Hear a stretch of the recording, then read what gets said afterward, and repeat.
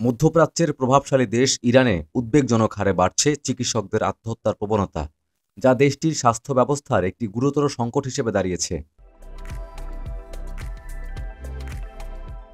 সাম্প্রতিক একটি গবেষণায় উঠে এসেছে, ইরানের চিকিৎসকরা মানসিক চাপ, দীর্ঘ কর্মঘণ্টা এবং পেশাগত অস্থিরতার কারণে আত্মহত্যার পথ বেছে নিচ্ছে। ইরানের মেডিকেল কাউন্সিল জানায়, গত এক বছরে ইরানে ১৬ চিকিৎসক আত্মহত্যা করেন। তার আগের বছর আত্মহত্যার খবর পাওয়া যায় ১৩ চিকিৎসকের। জার্মান ভিত্তিক গণমাধ্যম ডয়েচ ভেলের এক প্রতিবেদনে এই ঘটনাটি তুলে ধরা হয়।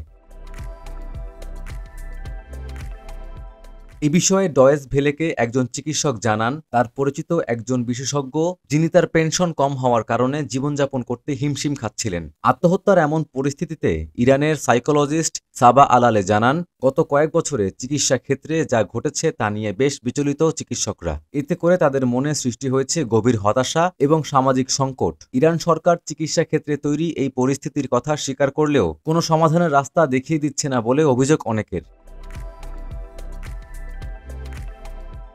বিশেষজ্ঞরা মনে করছেন, এ সমস্যা সমাধানের জন্য ব্যাপক সংস্কার ও দীর্ঘমেয়াদী সমাধান প্রয়োজন। পেশাগত চাপ কমাতে কর্মঘণ্টা নিয়ন্ত্রণ, মানসিক চাপ, পরামর্শ সেবা বৃদ্ধি এবং একটি সমর্থনমূলক কর্মপরিবেশ সৃষ্টি করার ওপর গুরুত্ব আরোপ করা হচ্ছে। চিকিৎসকদের সুস্বাস্থ্য নিশ্চিত করার জন্য এসব পদক্ষেপ অত্যন্ত গুরুত্বপূর্ণ।